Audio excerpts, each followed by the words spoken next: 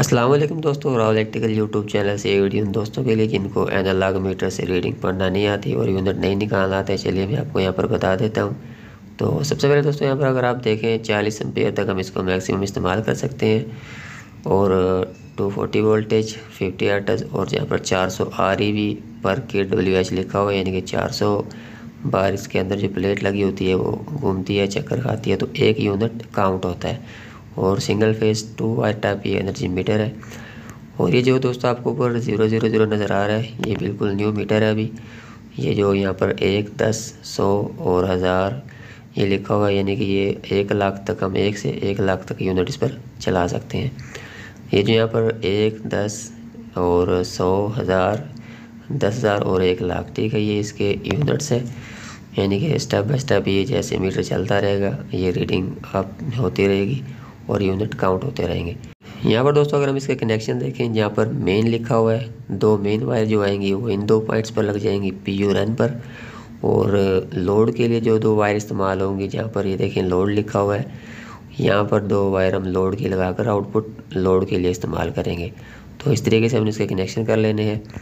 और उसके बाद दोस्तों अगर आपको मैं यहाँ पर चेक करवाऊँ तो ये देखें अभी इसकी तमाम जो रीडिंग्स हैं, तमाम जो पॉइंट्स आपको नज़र आ रहे होंगे वो 0 हैं। तो इसकी रीडिंग किस तरीके से चल रही है वो आपको मैं बताने लगा हूँ। तो सबसे पहले ये जो एक दिखा हुआ है जहाँ पर, ये वाली रीडिंग चलना होगी। जैसे इस पर लोड चलना शुरू होगा तो ये 1, 2, 3 से लेकर 9 तक जाएगी। और जैसे ही 9 के बाद 0 होगी तो जहाँ पर 10 लिखा हुआ है यहाँ पर 1 हो जाएगा। तो पहले 9 यूनिट चलेंगे, 1 नंबर वाले पॉइंट पर 9 यूनिट चलेंगे। फिर जैसे ही 0 होगा 1 वाले पॉइंट पर तो 10 वाले पॉइंट पर 1 हो जाएगा। इसी तरीके से जब 10 वाले पॉइंट पर दोस्तों 9 हो जाएगा और फिर से 0 होगा तो 100 वाले पॉइंट पर 1 आ जाएगा। तो इस तरीके से इसकी रीडिंग चलती रहेगी। वो जैसे ही आप अगर आगे देखेंगे कि इसकी रीडिंग किस तरीके से चल रही है आपको मज़ीद समझ में आ जाएगी। तो क्योंकि पहले जो 1 नंबर वाला पॉइंट है वहाँ से रीडिंग चलना हो शुरू होगी, 1 यूनिट, 2 यूनिट, 3 यूनिट, 9 तक जाएंगे।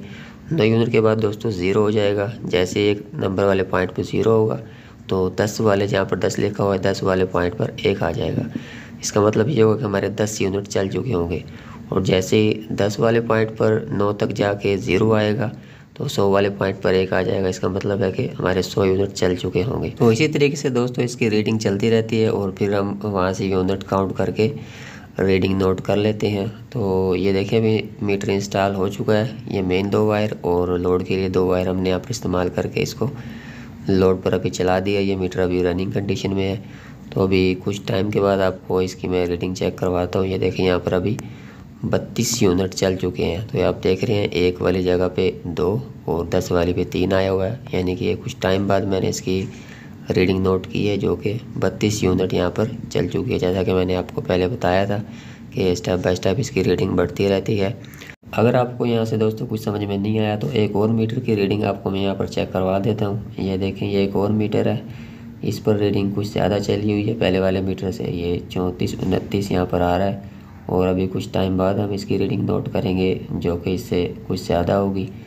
तो ये देखें दोस्तों वहाँ पर 34, 29 था, अभी 34, 33 आ रहा है। तो 34, 29 और 34, 33 को अगर हम माइनस करें तो हमारे पास 4 यूनिट आ रहे हैं। तो अभी कुछ टाइम बाद यानी कि 4 यूनिट्स यहाँ पर चल चुके हैं। तो इसी तरीके से दोस्तों हम किसी भी एनालॉग मीटर की रीडिंग लेकर यूनिट्स निकाल सकते हैं।